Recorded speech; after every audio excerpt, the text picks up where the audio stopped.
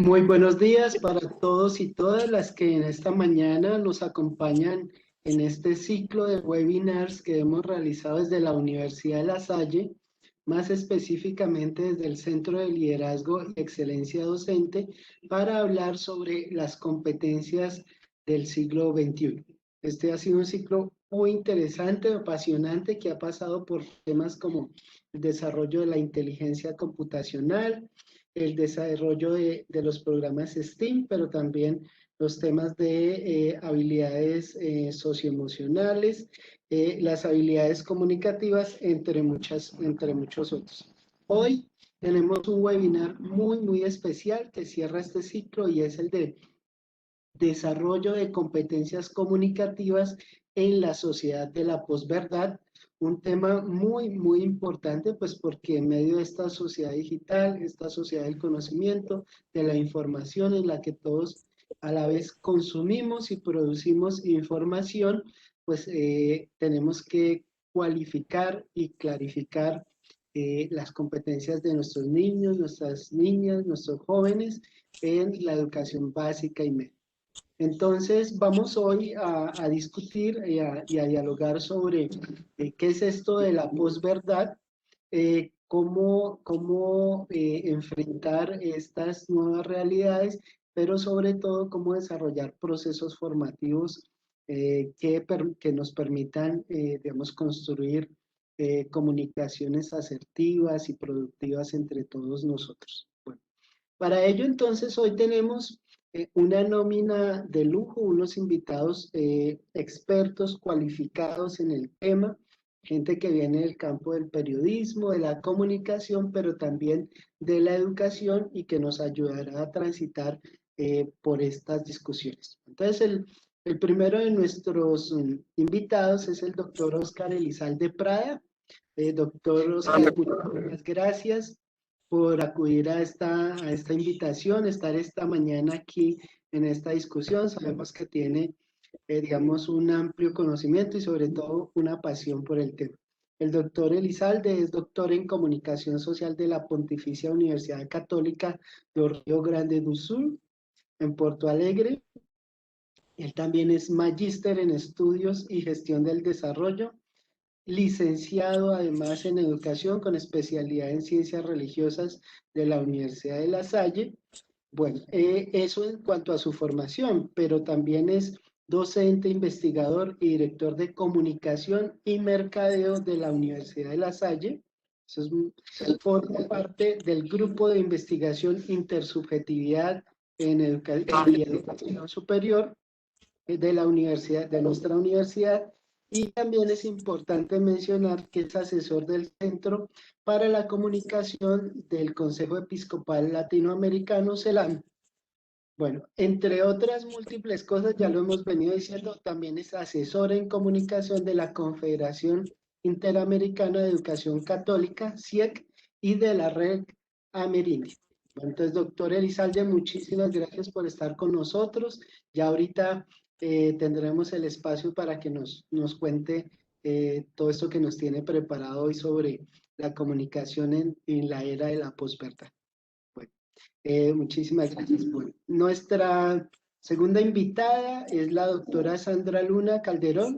Ella es maestra de lenguaje, durante mucho tiempo ha trabajado en el área de la educación básica y media, ha sido líder de media vocacional en las instituciones educativas y ha orientado pues sin duda este trabajo en la educación básica, que para nosotros es de altísima importancia porque los contextos escolares pues sabemos que nos dicen muchas cosas a nosotros los maestros, los directivos que hoy estamos aquí. Bueno, la doctora Sandra también es especialista en pedagogía de la comunicación y medios de la Universidad Distrital.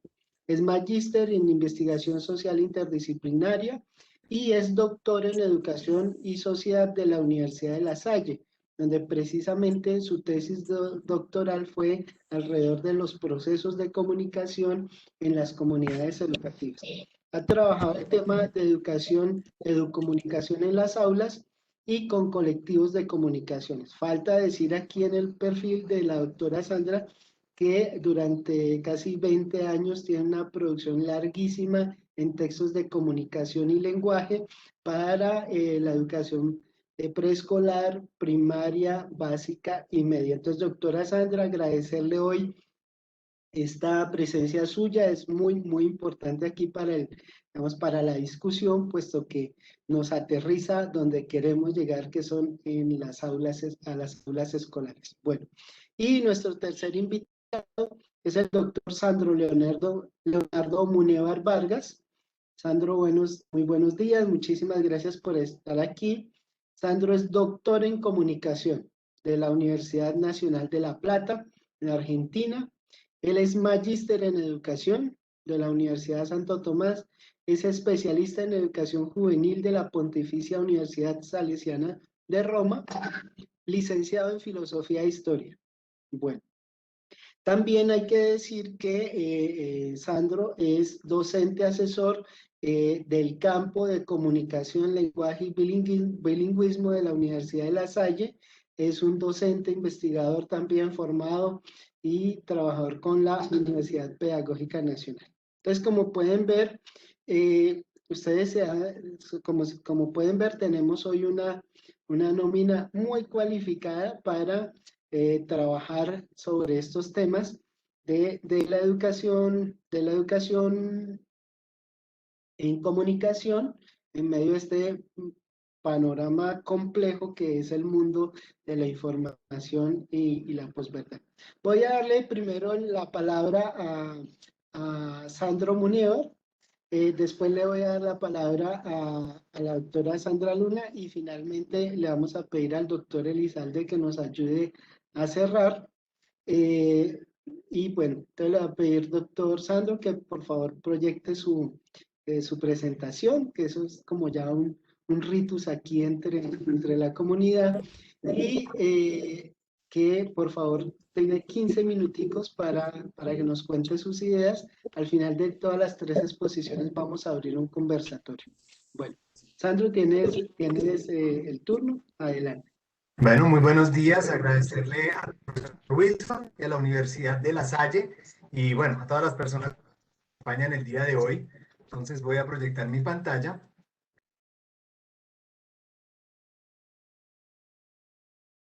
Espero que ya la estén viendo. Bueno, muy bien. El tema que nos convoca, el tema que nos convoca hoy es desarrollar competencias comunicativas en la era de la posverdad. ¿Qué empezamos nosotros pensándonos y qué es este concepto de posverdad? ¿De qué se trata hablar de posverdad? Debemos decir que el concepto, el término, inicia con Steve Tessick en el 92, en el diario The Nation. Él, frente al escándalo de Watergate, al escándalo del Iran Gate y la guerra del Golfo, termina acuñando, o terminando de acuñar, un término que es posverdad. Tiene una frase interesantísima que nos abre al campo de la decisión. Y esto va a ser como un tema recurrente en todo el trabajo que vamos a presentar el día de hoy. Traigo una frase de ese momento del 92 cuando dice el señor Steve: nosotros como pueblo libre hemos decidido libremente que queremos vivir en algún mundo de posverdad. Y con esta frase se inicia todo este desarrollo y este manejo de lo que es la posverdad en términos de los medios de comunicación. En 2016, en el 2016, el diccionario de Oxford declaró posverdad como la palabra del año. Tenemos aquí una imagen un tanto amarillista, si ustedes la pueden ver ahí por los colores, de posverdad, ligada pues a las dos campañas, ¿cierto? Políticas, tanto de Donald Trump como también la de Boris Johnson, que cada uno ganó pues el ministerio y el otro ganó la presidencia, pero ligada a unos ciertos manejos comunicacionales que generaron este concepto y lo posicionaron en 2016 como uno de los conceptos o como la palabra más importante. Nosotros tuvimos también un momento que se ha tipificado como posverdad, como un manejo de posverdad, ¿cierto? Colombia dice no al acuerdo de paz con las FARC, también en el 2016, vemos como el concepto ya se venía moviendo. En el 2017, el Congreso de los Estados Unidos cita a Facebook y a Twitter, también a Instagram, para presentarse y dar cuentas del manejo que se dio en la información a través de estas dos redes sociales en las elecciones de los Estados Unidos, con ciertas injerencias de Rusia, ¿cierto? Venía como el diálogo, la discusión en torno a esto, la acusación y cómo se manejaron esas realidades en las dos plataformas, en las tres plataformas, cómo se movió ese discurso de posverdad ahí. Tenemos aquí unos autores que han venido reflexionando con respecto a la posverdad, ¿cierto? El señor Steve Tessick habla de un mundo de posverdad, un mundo, ¿cierto? Y dentro de ese mundo hay una decisión. Entonces aquí hay una cosa importantísima y es que frente a la posverdad hay una decisión ¿de quién? Del sujeto. El sujeto puede tomar una decisión frente a lo que está escuchando, frente a lo que está viendo. Eso en 1992. En 2010, David Roberts nos habla de la política de la posverdad y empiezan a presentar dos conceptos importantes ligados a la posverdad y es la generación de opinión pública y la narrativa de la noticia, la narrativa del evento. Esto es interesantísimo. Si ustedes recuerdan, nuestro premio Nobel de literatura decía en uno de sus discursos, en una de sus conferencias, decía que la noticia es una creación, es una narración, ¿cierto? Ligado también a estos momentos que lo hace ya mucho más conceptual David Roberts al hablar de la opinión pública y es narrativa de la noticia. Ralph Case en el 2004 nos va a decir que la posverdad está ligada al gusto, ¿cierto? Al manejo, ¿cierto? El manejo de la posverdad está ligada al gusto que nosotros tenemos frente a una noticia, frente a una imagen, frente a un evento y la forma en que se narra, la forma en que se presenta, genera un cierto gusto. Diga si ustedes en las horas de la mañana no se sienten contentos cuando empiezan a revisar el celular y cuando empiezan a ver como esas narrativas y ya uno no se para de frente a las noticias como a ver qué pasó, sino a ver cómo lo cuentan. Y eso genera un gusto, va a decir Ralph Case, que se utiliza también en términos de posverdad. Jason Harsin en el 2015 va a decir que a esa presentación de la noticia, a esa presentación del evento, de la situación, se le va a añadir todo un desarrollo desde la ciencia cognitiva. Y esa vinculación de la ciencia cognitiva al desarrollo de los momentos de posverdad, de la presentación de una noticia, de la presentación de un evento, de la narrativa que se genera en torno a ese evento o a ese suceso, se va a generar una cosa que se llama régimen de posverdad. Este régimen nos va a obligar, nos va a guiar, nos va a llevar sobre lo que debemos creer, sobre lo que debemos pensar, sobre lo que debemos observar, dónde debe estar nuestra atención. Por último, Jason Stanley en el 2015 va a vincular la propaganda y la democracia en términos de lo que se desarrolla como posverdad. Y va a decir una cosa Jason Stanley que recoge un poco lo que decía Tessick en el 92, pero lo va a decir en el 2015 que hay una responsabilidad del usuario. Aquí empezamos a tener nosotros ya una responsabilidad frente a esas, algunos le llaman fake news, ¿cierto? Frente a esas narrativas que se presentan. Sin embargo, va a decir el señor Jason Stanley, va a decir, no simplemente es una mentira, ¿no? Porque entonces no le llamaríamos posverdad. Vamos a decir que ahí hay un manejo y una narrativa de la noticia, del evento, del suceso, de la cosa en sí, frente a la cual nosotros tenemos que tener una responsabilidad del manejo de esa información. La comunicación, va a decir Rubio Núñez en un texto bellísimo que les invito a que lo busquen, está en internet, ¿cierto? Que es Democracia y posverdad, ¿cierto? Las incidencias de la posverdad o del manejo de posverdad en la democracia. Va a decir que la comunicación, en ese aspecto de la vida en común o las acciones realizadas en grupo, sino que es una de sus más fundamentales condiciones. La comunicación tiene una triple proyección social. Primero, interpersonal. Segundo, social. Y tercero, institucional. Él va a hacer mucho énfasis en la comunicación institucional, ¿cierto? En cómo se comunica institucionalmente y las incidencias que tiene esa comunicación en términos de generación de opinión, de generación de posicionamiento. ¿Cuáles son, va a decir Rubio Núñez, cuáles son las incidencias de la posverdad en la democracia? Primero, tomando una palabra de Protágoras, ¿cierto? Una frase que se utilizó en el Renacimiento, que fue el eslogan del Renacimiento, el hombre es la medida de todas las cosas. Aquí le va a dar un giro ¿cierto? Y se va a hablar de el hombre como medida de la verdad. Es el hombre el que se convierte en la medida de la verdad. No existe la verdad como tal, sino que existe una mirada de la verdad en torno a lo que el hombre presenta, en torno a lo que el hombre es, en torno a lo que ese hombre o esa mujer está recibiendo en términos de información. Esa interpretación que se da antropológica y social va a ser la medida, el hombre va a ser la medida de esa verdad. Va a decir el señor Rubio Núñez también que hay una relación aquí importantísima en términos de ficción y realidad, ¿cierto? Empiezan unas dicotomías, ¿cierto? Entre lo que es la ficción y la realidad. Casi que todo el mundo se montó, y lo veíamos con Turcle en La vida en la pantalla del 92, se montó en la idea de que lo que estaba en la virtualidad no era verdad, ¿cierto? Era ficción. Todo lo que está en la pantalla, todo lo que está ocurriendo en las redes sociales, ficción, ¿cierto? De ahí, ficción y realidad online y offline.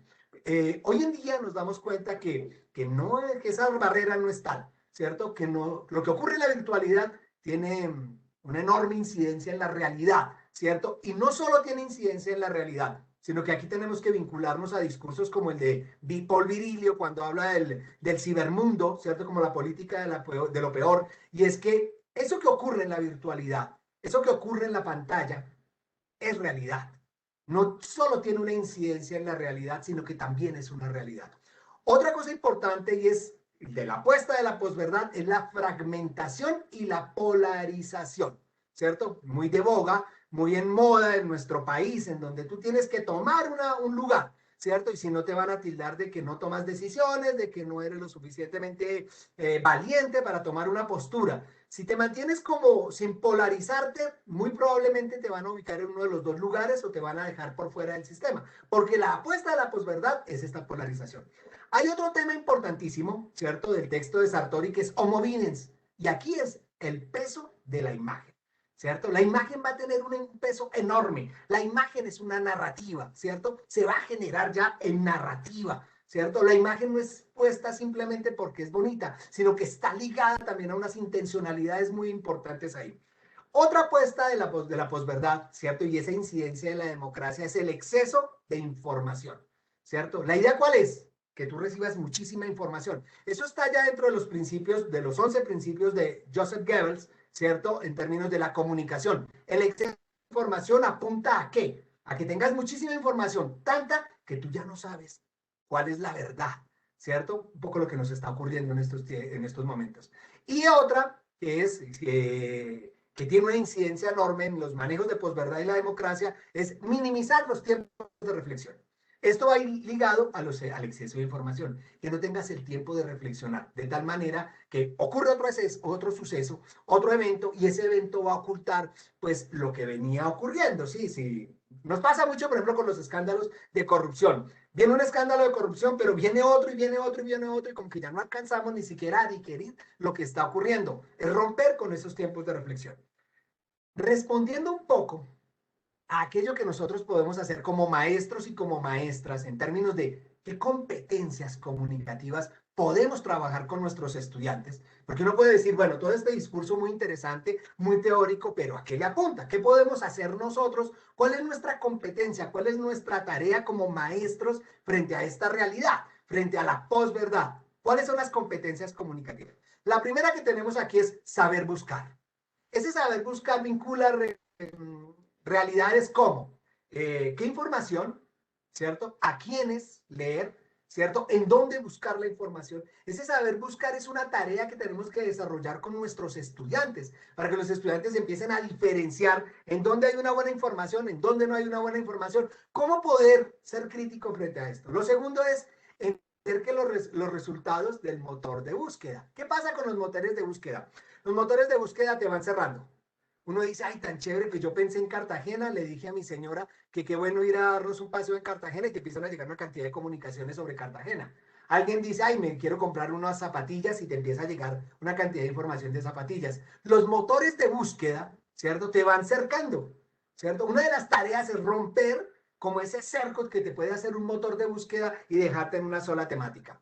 La otra es las inferencias correctas, ¿cierto? ¿Cómo inferir? ¿Qué infiere toda la información, ¿cierto? ¿Cómo sacar inferencias acerca de lo que está ocurriendo en las plataformas, de lo que se está moviendo en información? Esta es una tarea importantísima en términos analíticos. Una de las grandes discusiones que podemos hacer nosotros aquí y el porqué de las ciertas músicas que trabajan ciertos jóvenes, ¿cierto? No son tan interesantes, es por la poca capacidad que tienen de abstracción y de análisis para enseñarle a la juventud. Esa tarea le queda a los docentes. ¿Cómo lograr que nuestros estudiantes puedan hacer inferencias, puedan realizar un análisis correcto acerca de la realidad? La siguiente es configuración de la información en la página web. Es tener conciencia de que cuando tú abres una página web, hay una configuración ahí que te está llevando un mensaje y que tiene una intencionalidad. Esos son ejercicios interesantes para hacer, ¿cierto? Para hacer con los estudiantes. Vamos a entrar a una página web y vamos a hacer un análisis de la organización que tiene. Seguido es coordinar y sintetizar información. Nosotros tenemos que aprender y sintetizar acá. Creo que es importante volver a la palabra hegeliana de síntesis, ¿cierto? Y la síntesis es esa que va tesis, antítesis, y la capacidad de sintetizar es de generar una mirada crítica, una perspectiva crítica con respecto a la información que estamos recibiendo. Y por último, no la última, pero al menos en este discurso por el tiempo, discernir.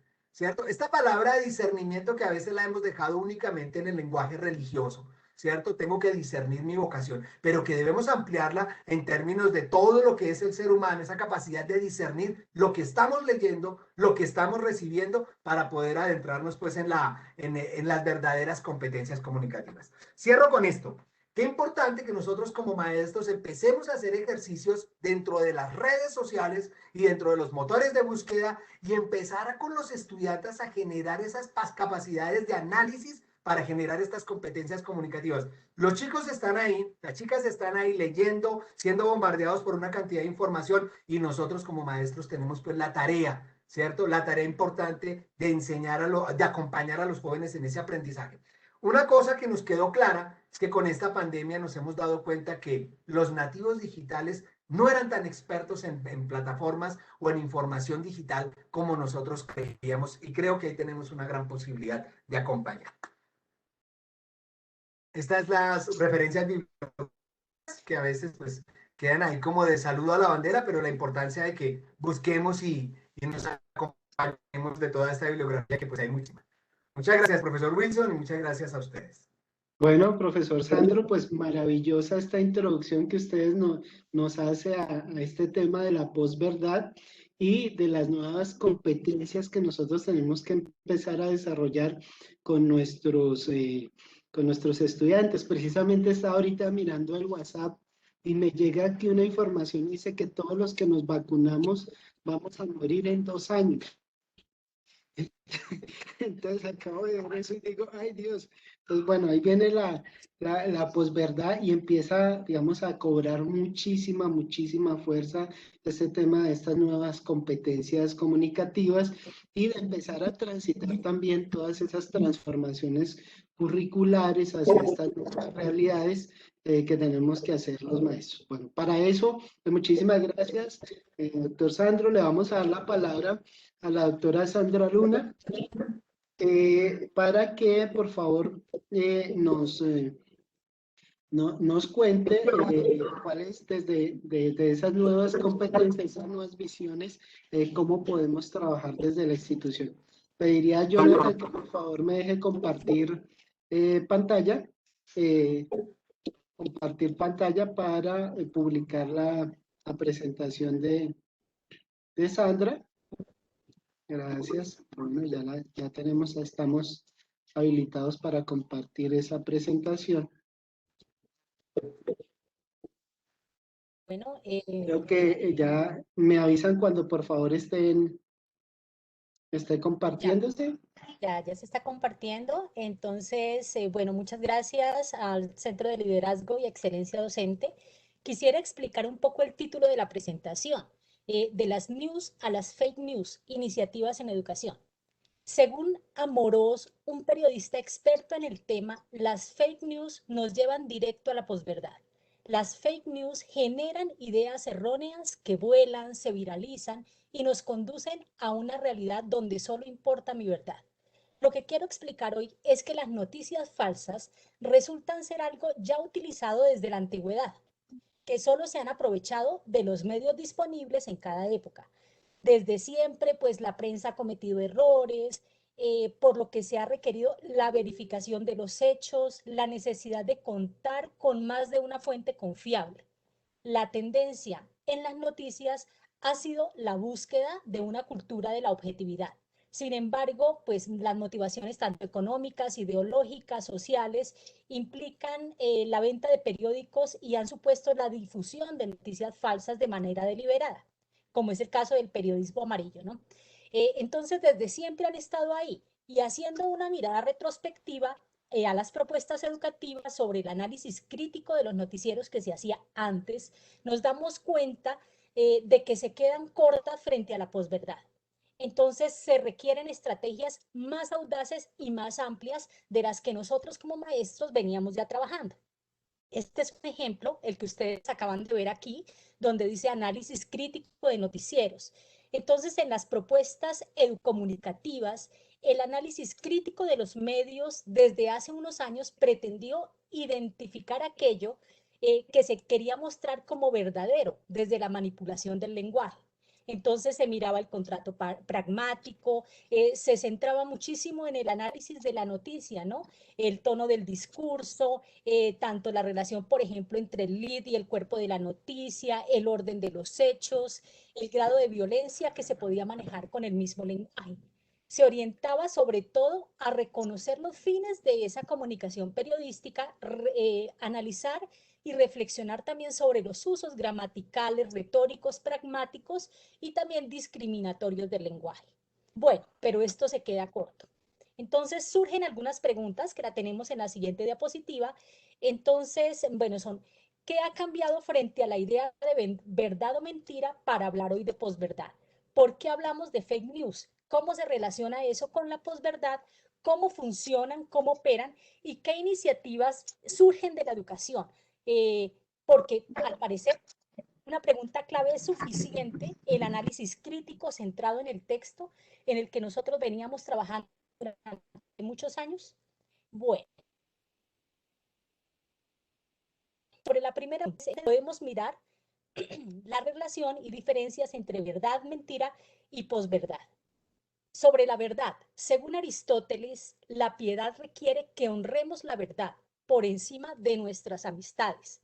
Es nuestro deber, por el bien de todos, mantener la verdad. Entonces, en esta noción de verdad de Aristóteles se resaltaba el deseo de verdad como sabiduría, una actitud o una orientación en la vida de uno, ¿no? Una exigencia moral que nosotros nos imponíamos frente a la verdad. La verdad también se relaciona con fidelidad, ¿no? La fidelidad hacia esa persona o esa entidad que otorga el poder, en este caso al orador, de decir el discurso, ¿no? De decir la verdad en su discurso. Pero también la verdad se ha asociado, y desde la imprenta, lo vemos desde antes de la imprenta y con el mundo europeo, a la verdad revelada, es decir, a la palabra de Dios entendida como verdad. Hay una afirmación de Hannah Arendt que me llamó muy siempre odiada por los tiranos. Y la razón es que la verdad misma tiene algo de tiránico, ¿no? La verdad exige nuestro consentimiento y no nos permite elegir. Bueno, sobre la mentira. Entonces, retomando un poco las palabras de Karl Popper, cuando explicaba el momento del nacimiento del lenguaje, nos decía que está muy relacionado con el momento en que las personas inventaron historias. En este caso, esas historias permitieron a esas primeras falsedades el nacimiento de algo que se llama la creatividad. Entonces, la capacidad de mentir permitió representar no solo lo que es, sino lo que no es, en este caso, la ficción. Hay unas diferencias muy interesantes que hace un autor que se llama Rodríguez Ferrandis sobre la mentira tradicional y la mentira actual o la mentira moderna. Entonces dice que las mentiras antiguas eran mentiras particulares que se centraban en el secreto, ¿no? Es decir, afectar también al rival, al enemigo, pero si no debe, el propósito no era afectar en ese caso al cuerpo social en conjunto. mientras que las mentiras actuales aspiran es a una reescritura de la historia. Es decir, mediante la manipulación de los hechos, las mentiras tradicionales pretendían ocultar, pero la mentira moderna pretende destruir y reconstruir. Esta aspiración de la mentira moderna debe recurrir necesariamente al autoengaño para prosperar. Es decir, esa construcción no la hacemos fuera, sino también nosotros nos creemos esa construcción. Y recordemos un poco la historia de Pedro y el lobo, ¿no? Pedro debe escapar lobo junto al favorido, pero frente a la mentira que él mismo ha inventado, es decir, él mismo se la debe creer. Entre estas dos se encuentra la posverdad. Entonces, Ralph Keyes, quien popularizó el término posverdad, explicó que existe una zona de crepúsculo ético, es decir, una zona intermedia que nos permite disimular sin llegar a considerarnos deshonestos.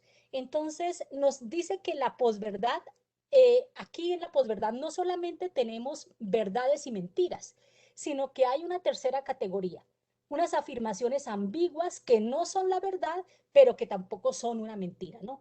Y que esto permite, y esa rutinización, que la deshonestidad haga mella en la vida contemporánea, es decir, que se convierta como parte de nuestra vida. En la siguiente pregunta, que está en la siguiente diapositiva, vamos a ver cómo por qué hablamos hoy de news y de fake news, ¿sí? Las noticias falsas son una información falsa, ¿no? A menudo sensacional, divulgada, pues con apariencia de cobertura en la prensa, con el objetivo de difundir o desinformar, ¿no? Deliberadamente frente a un tema, ya sea político, financiero, social. Bueno, pero vamos a mirar qué pasa con estas y cómo se dan estas noticias falsas. Amorós, un experto que nos habla de fake news, nos dice que hay una paradoja. Y es que en los tiempos, justamente en nuestra época actual, en la que es más fácil acceder a la información y contrastar noticias, en la que tenemos el celular a la mano, tenemos el mundo entero a nuestro alcance, es cuando más surgen noticias falsas, ¿sí? Y mentiras que nosotros compartimos como ciertas. Hay otro elemento, y es que las audiencias han cambiado. Las audiencias no buscan información sobre la cual basar sus opiniones, sino que buscan opiniones que respalden sus propias creencias. Es decir, hay una mirada distinta en las audiencias. Hay algo que se llama el hedonismo cognitivo, y en este caso es que la ciudadanía solo lea y escuche lo que le gusta oír y escuchar. Las noticias falsas también son vistas como producto, no como información. En la actualidad, no todo lo que nosotros vemos es llamado noticia, sino es más una especie de contenido, ¿no? Pero no noticia, ya que se trata de un producto pensado pues para un cliente que desea recibir algo rápido, digerible y que no requiere mayor esfuerzo. Algo que contribuye con las noticias falsas definitivamente es el periodismo ciudadano. La presencia del periodista, del ciudadano a pie, en el lugar de los hechos, esto hace también que se propaguen las noticias falsas. En Colombia lo hemos y los ciudadanos quieren ser periodistas y aunque muchas grabaciones han contribuido a conocer la verdad de muchos hechos que se querían esconder, también es cierto que muchos de estos videos desinforman, porque al parecer muchos aparecen con una sola partecita, sin el contexto, y esto hace también pues que se agudice algo que se llama la polarización, ¿no? La polarización también es una situación que contribuye definitivamente con las noticias falsas, ¿no? La sociedad dividida en bandos, esto hace que se difundan rápidamente las ideologías y al mismo tiempo que se aproveche, digamos, que ese comportamiento que tenemos para pensar y ver al otro de forma distinta, ¿no? Bueno, en la siguiente diapositiva vamos a mirar algunos elementos a nivel social, personal y cognitivo que nos permiten intuir cómo funcionan esas noticias. Entonces, hay unas razones por las cuales esos rumores se convierten en noticias falsas. Muchas veces porque no hay hechos noticiosos que tengan importancia o relevancia, hay negligencia al recolectar la información porque no tenemos los datos completos hay ambigüedades, la necesidad de la inmediatez, ¿no? De mostrar esto rápidamente, no nos permite confirmar los datos. Hay una intencionalidad también en ocultar la información y un deseo de transmitir rápidamente.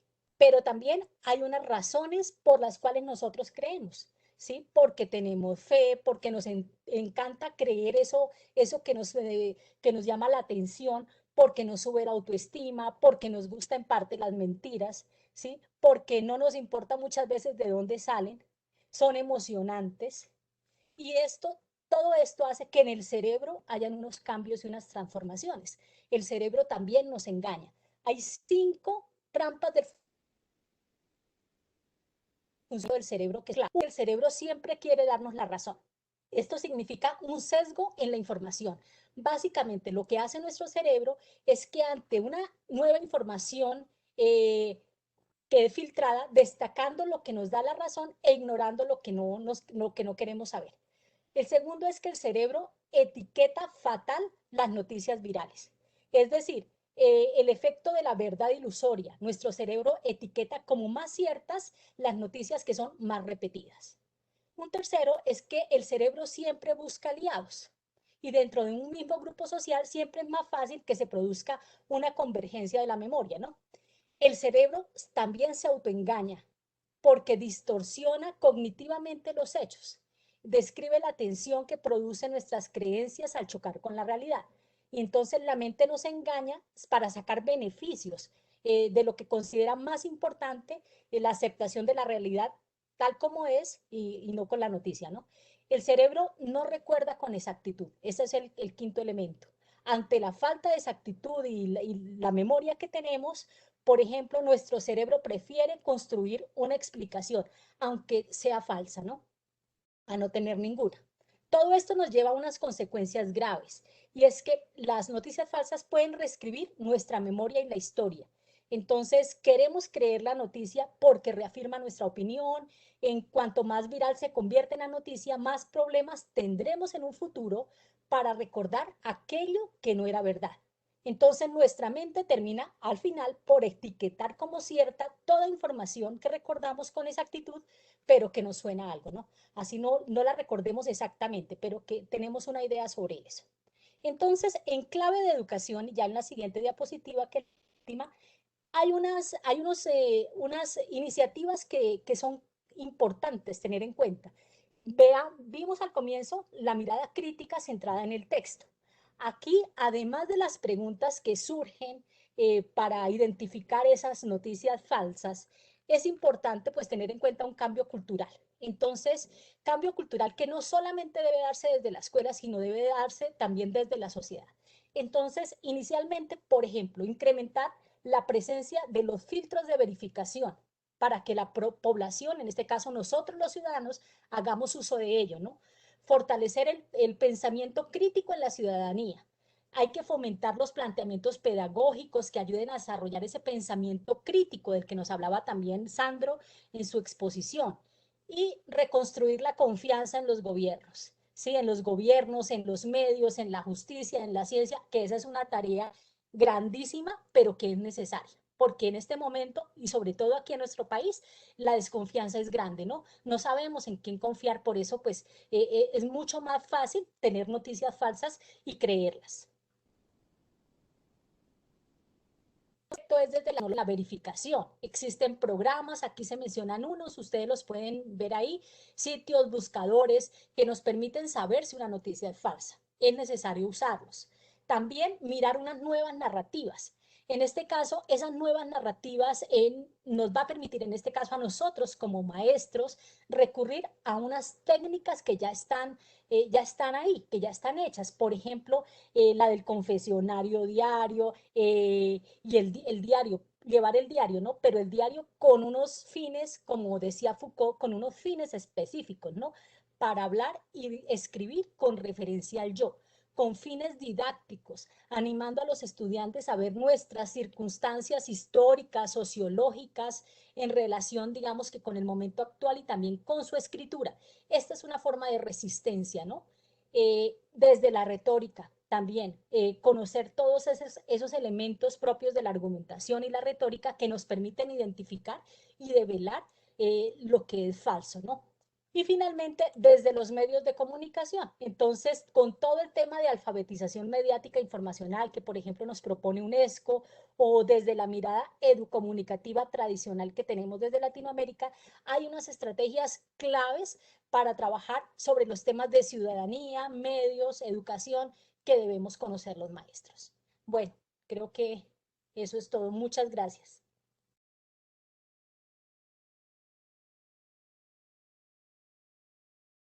Muchísimas gracias.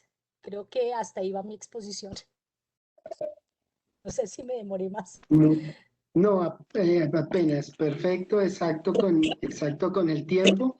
Bueno, creo que Ana, ya han sido, digamos, dos posturas pues muy imbricadas, pero también que van haciendo diferencia en términos de lo que estamos ya planteando alrededor de los, digamos, de la posverdad y también que nos van dando luces sobre, digamos, como cómo empezar a asumirlo y trabajarlo desde, digamos, desde las aulas, ¿no? Que es muy importante. Ya Sandro Muneva, por ejemplo, nos dijo, bueno, empecemos a utilizar los buscadores, empecemos a buscar esa tesis, antitesis y buscar esa síntesis y qué hay de verdad en ella. La doctora Sandra también nos propone otros elementos. Y bueno, entonces aquí en este momento yo les quiero pedir que por favor vayamos colocando en el chat las preguntas que tenemos para nuestros invitados. Ya, por ejemplo, en el chat veo preguntas muy interesantes que empiezan a aparecer y que, pero entonces un elemento muy importante es que nosotros en la caja donde escribimos la pregunta, coloquemos la opción todos los asistentes y si no se va a ir a alguno en específico, ¿no? Panelistas. Invitarlos a, no es todos los panelistas, perdón, todos los panelistas, pues para que lleguen allá y los podamos encontrar. Bueno, le damos entonces la palabra a nuestro invitado de hoy, que es uno de nuestros tres invitados, el doctor Oscar Elizalde, para que por favor nos comparta también sus visiones alrededor del, digamos, de estos procesos de la comunicación en los tiempos.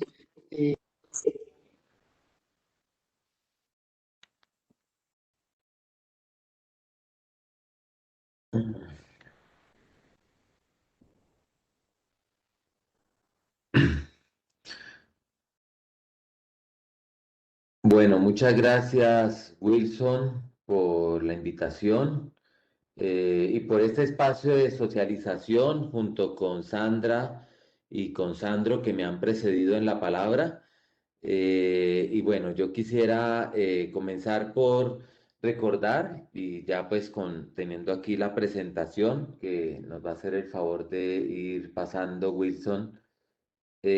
Bueno, quisiera comenzar recordando que a finales del año 2016 el diccionario Oxford entronizó el neologismo posverdad como una palabra, como la palabra del año y con una nueva incorporación enciclopédica, la post-truth, como se diría en inglés, que hemos traducido en español como posverdad. Es entonces un híbrido bastante ambiguo con profundas implicaciones éticas para quienes nos dedicamos al oficio de la comunicación y del periodismo, también para los educomunicadores y con un significado bastante interesante. Denota circunstancias en que los hechos objetivos influyen menos en la formación de la opinión pública que los llamamientos a la emoción y la creencia personal. Es la definición del diccionario Oxford.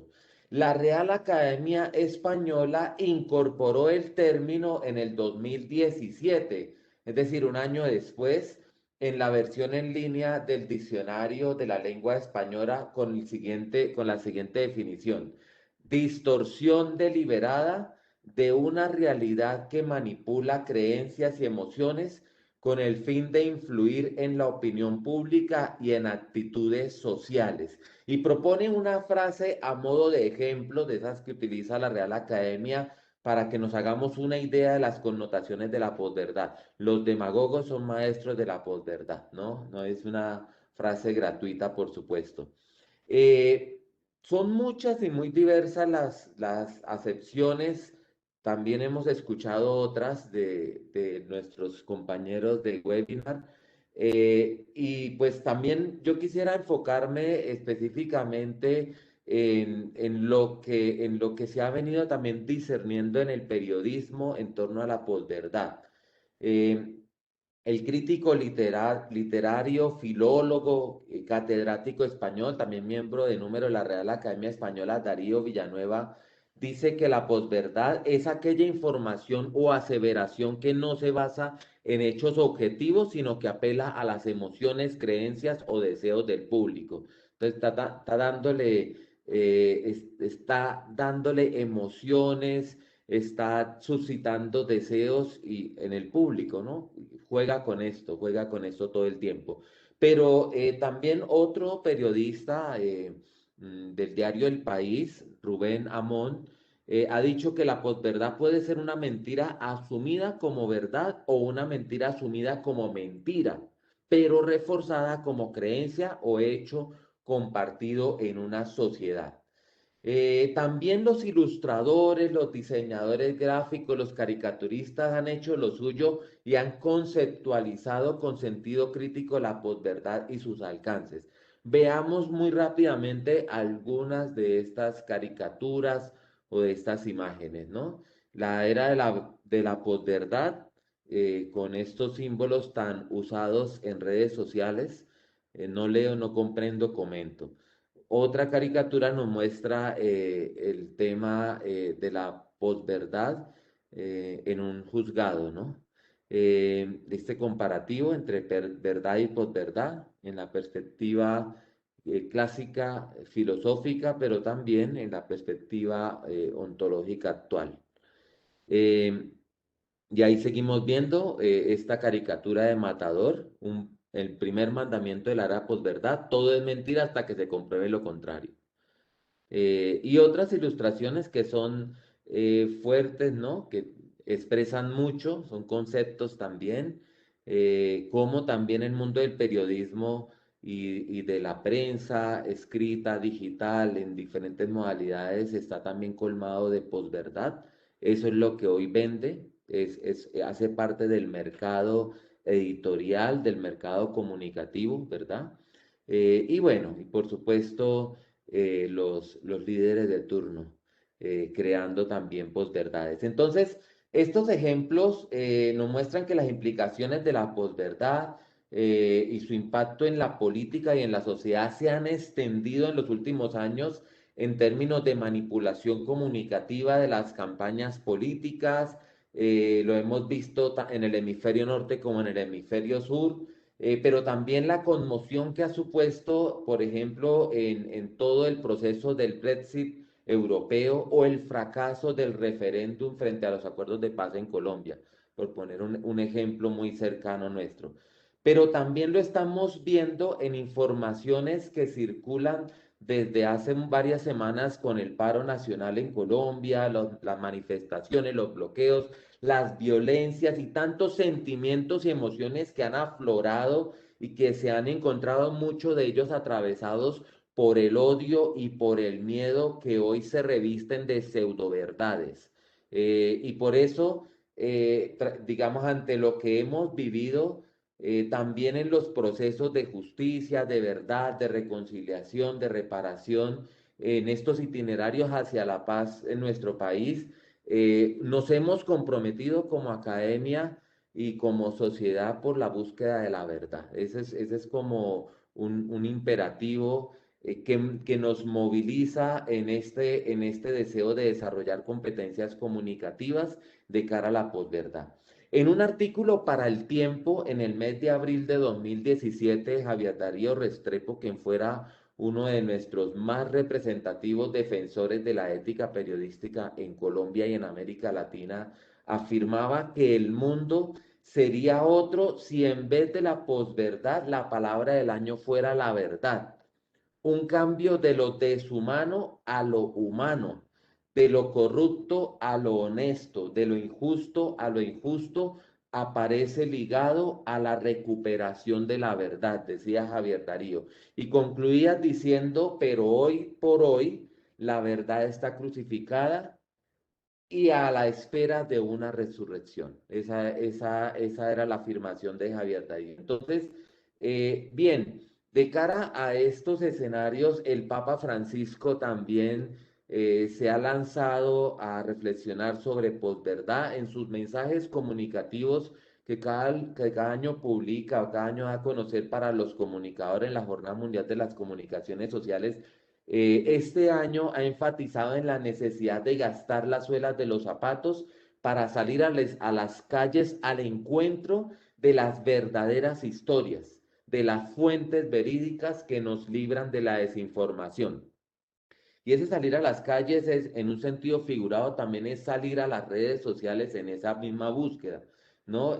También es la invitación a ir y ver que acompañaba a los primeros discípulos, ¿no? El Papa hace esa comparación, ven y lo verás, la frase que escogió para su reflexión de este año, pero es esa misma inspiración la que nos debe llevar a ir en búsqueda de la verdad que nos hace libres en el pensamiento de la comunicación cristiana y de la iglesia.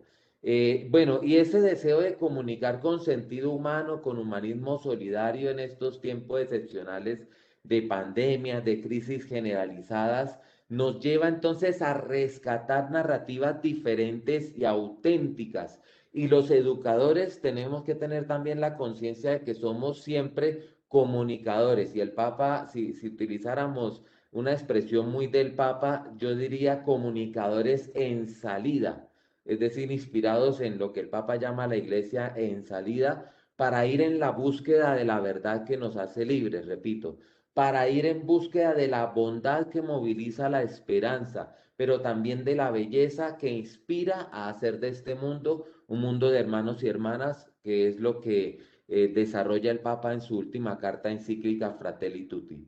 Sin embargo, el Papa, con sentido realista, también advierte del peligro o de la tentación de la crisis del sector editorial, que se ha dedicado a crear información desde las salas de redacción, desde las terminales de las agencias, desde las redes sociales, sin salir nunca a gastar la suela de los zapatos, como él dice, ¿no? Sin encontrarse con las personas verdaderas, con las reales historias. Y son esas historias que están allí, ¿no? En este espacio de pandemia, con muchos rostros, con muchas expresiones, en las calles, como en los hospitales, como en el escenario educativo. Y entonces, en este punto, bueno es recordar lo que planteaba Guy Debord en la Sociedad del Espectáculo hace más de 5 décadas. Había vaticinado que el espectáculo es la afirmación de la apariencia y la afirmación de toda vida humana, o sea, social, como una simple apariencia. Era la afirmación que tenía Guy Debord en una de sus tesis. Y el mismo Debord decía en su tesis 12 de la Sociedad del Espectáculo, lo que aparece es bueno, lo bueno es lo que aparece, ¿no? Parece una anticipación de lo que sería una sociedad ya no del espectáculo, sino del hiperespectáculo y totalmente permeada por la posverdad. Entonces, la hegemonía de la apariencia que satura las redes sociales y los medios informativos y comunicativos hoy nos llama a abrirnos al encuentro de las personas como son y donde están. De lo contrario, permaneceríamos como espectadores externos a pesar de las innovaciones tecnológicas que tienen la capacidad de ponernos frente a una realidad aumentada en la que nos parece estar insertos. Por eso esta comparación de esta imagen entre lo real y lo que aparece como real. Y las mediaciones entonces no podrían nublarnos la mirada ni el sentido crítico, como ya han expuesto Sandra y Sandro, en el arte de informar y comunicar con veracidad. Por eso el profetismo y la valentía de los periodistas de nuestro tiempo consiste justamente en esa capacidad de ir allá donde nadie va, de llegar a las márgenes de la sociedad. Y cuánta admiración tenemos por los que están arriesgando su propia vida por revelarnos la verdad, ¿no? Incluso también colegas, educadores que están también en esto, ¿no? El periodismo se reviste entonces como un relato de realidad, ¿no? Ese es el llamado del Papa. Y el Papa por eso ha insistido tanto en la curiosidad, la apertura y la pasión por la verdad. Son elementos donde nos damos cuenta que nada reemplaza el hecho de ver en persona, como esta imagen icónica de la visita del Papa a Brasil en su primer año de pontificado en Río de Janeiro, que tuve la oportunidad de ser testigo también de primera mano, y esa imagen del niño que alcanza al Papa, ¿no? Es la verdad, no le contaron la tristeza de un niño, la vio, la palpó, por algo seguramente la comunicación del Papa es, dentro de los líderes del mundo, una de las más creíbles. Termino entonces sencillamente mencionando 10 derroteros, hay muchos, pero yo subrayo 10 derroteros para desarrollar habilidades comunicativas en la sociedad de la posverdad, inspirados en el legado del maestro Javier Darío Restrepo. Y los menciono en primera persona, creo que complementando las propuestas de habilidades comunicativas que ya han mencionado mis colegas, aquí lo quisiera poner en primera persona. El buen comunicador debe ser ante todo un buen ser humano, en primer lugar. El buen comunicador debe estar orgulloso de su profesión. El buen comunicador tiene un sentido de misión en su ejercicio profesional. El buen comunicador es un apasionado por la verdad y se la juega por la verdad, no cuéstele lo que le cueste. Como decimos popularmente, le llegue el agua hasta el cuello si es necesario. El buen comunicador también es autocrítico y acepta la crítica en ese sentido. El buen comunicador elabora conocimientos y los comparte, es decir, los hallazgos los divulga. El buen comunicador sabe crear contenidos con un objetivo, con una intencionalidad, con un propósito. El buen comunicador tiene sentido del otro, empatía. El buen comunicador es independiente. Seguramente la independencia absoluta es difícil de probar, pero por lo menos intenta hacerlo siempre. Y finalmente el buen comunicador mantiene intacta su capacidad de asombro para no dejarse justamente nublar la mirada por la posverdad. Muchas gracias.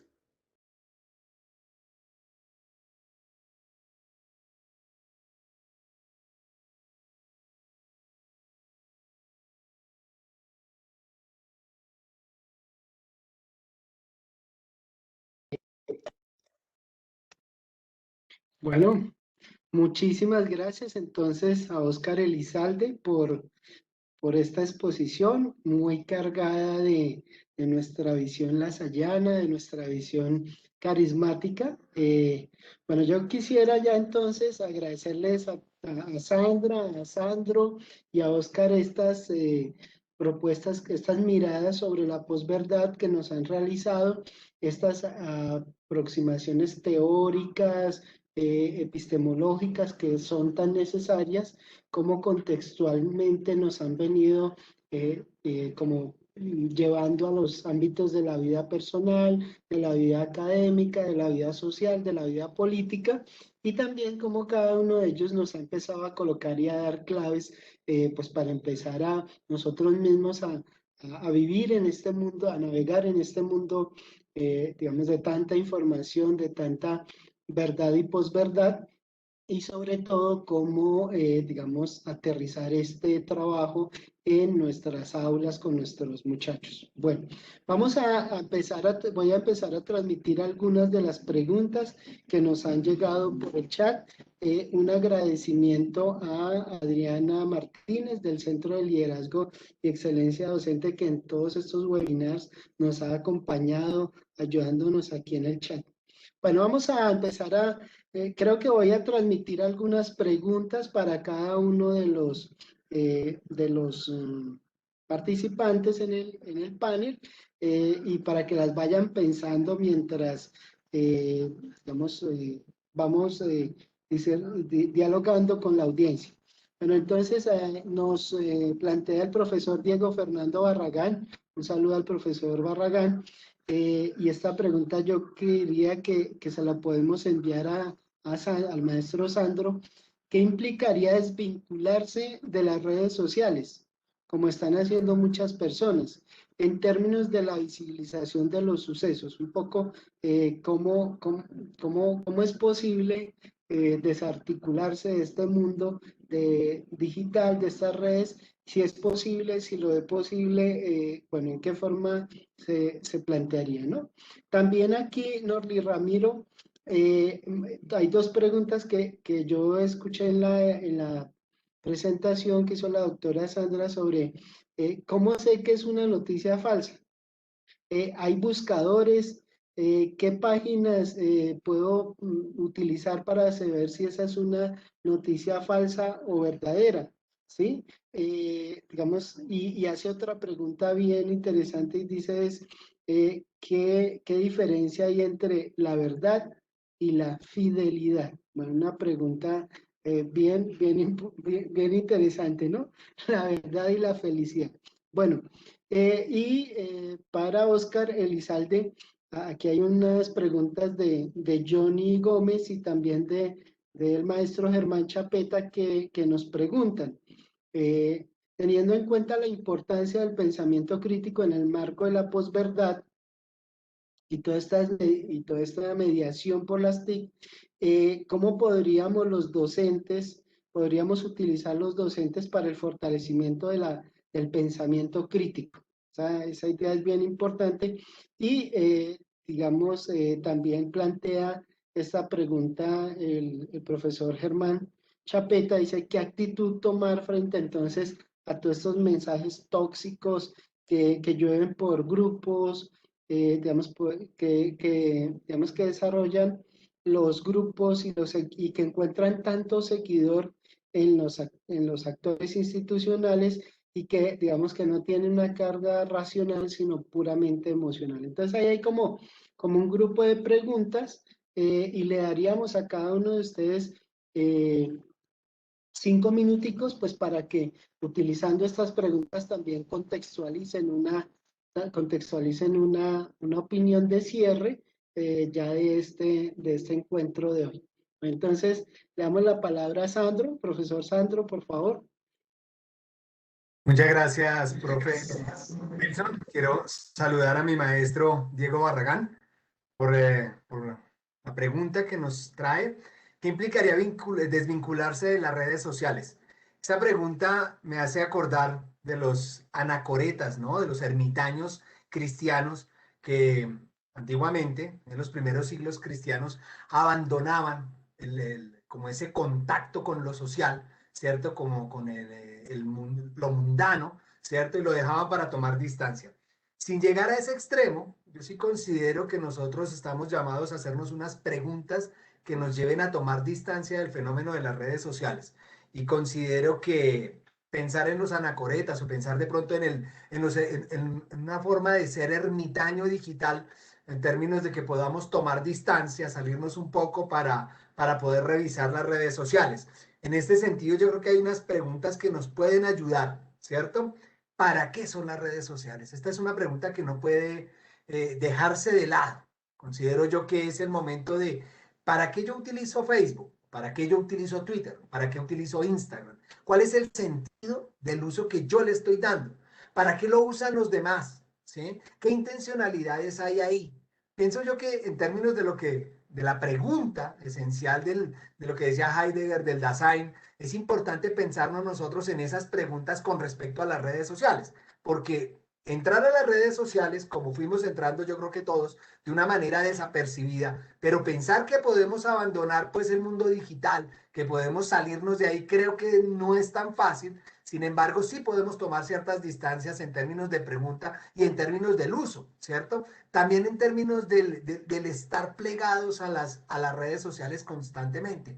Entonces uno puede empezar a tomar unas distancias en términos de tiempo, pero también en términos de preguntas.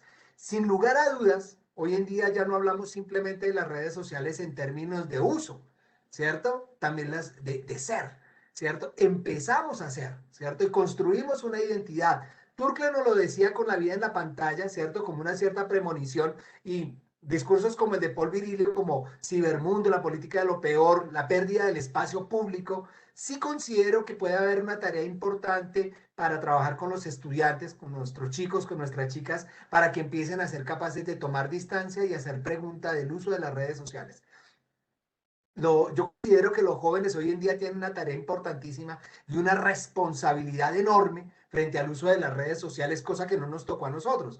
Yo le digo a mis estudiantes, bueno, yo no tengo, cuando yo era joven, hace ya mucho tiempo, no había Facebook, no había redes sociales, entonces como que no tengo nada de qué avergonzarme al menos de esa época, ¿cierto? Sin embargo, los jóvenes hoy desde muy pequeños, aunque se dice que las redes sociales tienen una mayoría de edad para poderse usar, las están usando desde a muy temprana edad. Ahí hay que hacer un acompañamiento y empezar a desarrollar unas miradas educativas y pedagógicas sobre el uso de la red social y entendiendo que estás construyendo una identidad digital. A eso no podemos ser ajenos, tenemos una identidad digital, ustedes y yo vamos construyendo una identidad digital, ¿cierto? Y esto tiene profundas consecuencias antropológicas y sociales. En ese sentido, sí es importante hacernos la pregunta de cómo habitar, cómo construir, cómo pensar como las miradas heideggerianas, pero en términos digitales. Cómo habitar, construir y pensar dentro de las redes sociales, dentro del mundo digital. Creo que esa es una tarea importante y más allá de abandonarlas, es empezar a ponerlas en cuestión, ¿cierto? Ponerla en cuestión frente a las preguntas que podamos hacer nosotros desde lo antropológico y lo social. Espero haber, pues no resuelto, pero sí haber aproximado ahí la discusión. Bueno, esa es una postura muy clara, ¿no? Entonces, nada de anacoretismo, de ascetismo, nada de perdernos del mundo, de desconectarnos, sino aprender a vivir en él, a navegar en él, a construir las competencias para habitarlo, ¿no? Bueno, muy bien, interesantísima la pregunta y también interesantísima la respuesta. Bueno, la doctora Sandra Luna también tiene dos preguntas, pero yo le quiero sumar una más que nos acaba de enviar José Ove Rojas Gómez.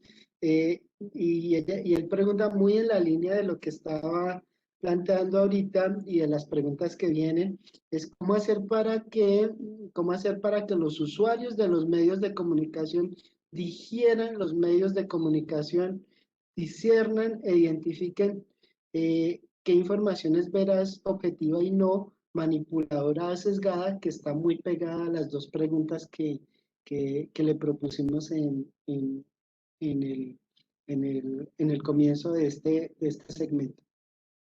Profesora Sandra, se activa su cámara, le agradecemos y Sí, señor. su respuesta. Entonces, bueno, inicialmente sobre la verdad y fidelidad, ¿no? Precisamente, bueno, hay un autor que se llama Fuller y nos habla, cuando hice la exposición, lo mencioné sobre la palabra verdad, ¿no? Que remonta al significado inicial de fidelidad. Entonces, según el autor, ese término alberga muchísimas dificultades filosóficas, ¿no? Puesto que no se aclara si el significado de fidelidad se refiere a la fuente o al objetivo. Entonces, hay como una idea ahí frente al concepto, ¿no? Una idea que todavía no es clara. Originalmente, ¿verdad? Significaba fidelidad a la fuente, ¿no? Se trataba de la lealtad hacia la entidad que otorga el poder al orador de la verdad y se asociaba con un determinado plan de acción. Entonces, las personas se mantenían verdaderas al cumplir con la intención del dador del poder, independientemente de la forma o del resultado. Entonces, en este caso, esa es como, digamos que hay un problema ahí en parte con la conceptualización de fidelidad en relación con uno de con los autores, ¿no? Bueno, lo otro sobre las preguntas de la posverdad, de las noticias falsas, de cómo las identificamos. Entonces, hay unos elementos que nosotros podemos también mirar en una noticia falsa rápidamente. Por ejemplo, el titular. Un titular impactante que enseguida nos mueve a consultar, a leer, que sea un poco amarillista, bueno, ya ahí podemos desconfiar, ¿no? Empezamos a desconfiar, ¿no? Eh, hay algunas revelaciones o afirmaciones dentro de los textos que nos reafirma o nos indigna, es decir, que genera una emoción en nosotros. Generalmente, como decía en un comienzo, las noticias buscan la objetividad. Entonces hay un lenguaje que no necesariamente podemos tenerlo objetivamente al 100%, pero cuando vemos, digamos que hay unas palabras, unos elementos claves dentro de la noticia que nos permite polarizar la información, es decir, identificar si está de un lado o hay un sesgo informativo. Entonces, esa es una forma rápida también de identificarlas y hay una apariencia legítima y confiable, sin embargo, hay unos elementos también en su construcción que muchas veces nosotros podemos identificar como que, bueno, hay errores gramaticales, hay unos elementos que identificamos como aquí pasa algo, de pronto la persona que está escribiéndolo no es un periodista o alguien, bueno, de una fuente más o menos confiable. Esos son como algunos elementos, ¿no? Los otros son, bueno, elementos tecnológicos. De pronto en la presentación se mencionaron algunos como Bootomer, False, Fact Check. Bueno, hay ciertos, digamos que ciertos, tanto plataformas, buscadores que podemos encontrar también en la Internet para poder rastrear esas noticias.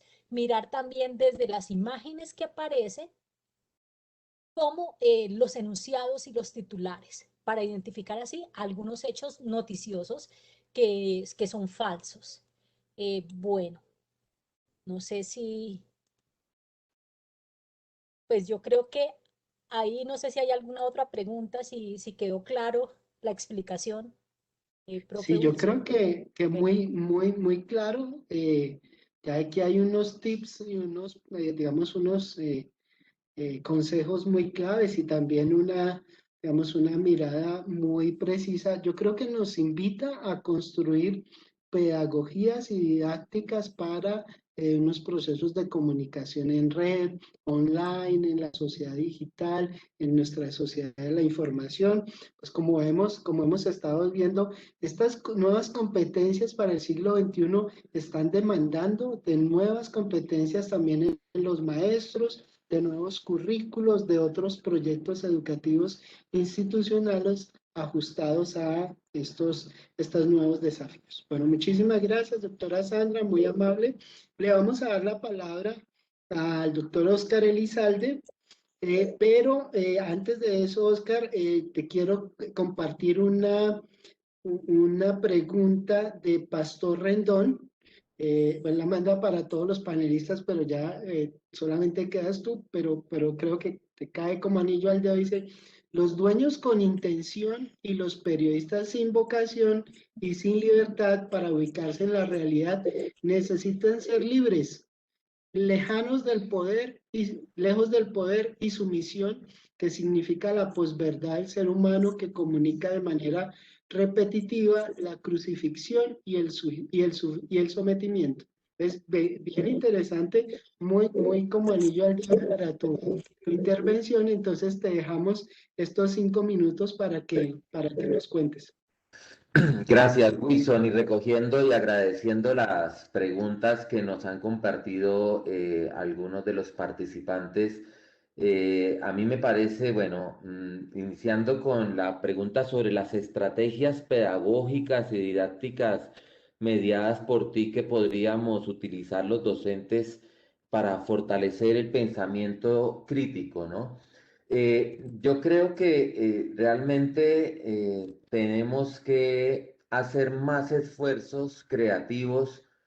Pienso yo, pienso en objetos virtuales de aprendizaje, por ejemplo, en los que ya venimos trabajando ya hace algunos años, muchos de nosotros, pero pienso también en las propias experiencias que tenemos en clase donde podemos traer ejemplos donde lográramos hacer el ejercicio de ir detrás de la verdad de esa noticia, ¿verdad? Yo creo que tenemos a la mano muchísimos ejemplos que podríamos usar. En días pasados, en un grupo de WhatsApp de algunos maestros que están en paro en la ciudad de Bogotá y los alrededores, circuló un video que no era de la ciudad ni de municipios cercanos, sino que era de Cali, y la gente salió enseguida a opinar, a manifestarse, a indignarse, como si estuviera sucediendo en Bogotá esa situación, que de todas maneras era gravísima, pero estaba sucediendo en Cali. Pero a lo que voy es que a mí sí me parece que tenemos que hacer un esfuerzo y conectando con la otra pregunta sobre lo tóxico que está circulando, sobre eso, y yo creo que tendríamos que ayudar a que nuestros estudiantes asuman al menos tres hábitos permanentes. Uno, verifique la fuente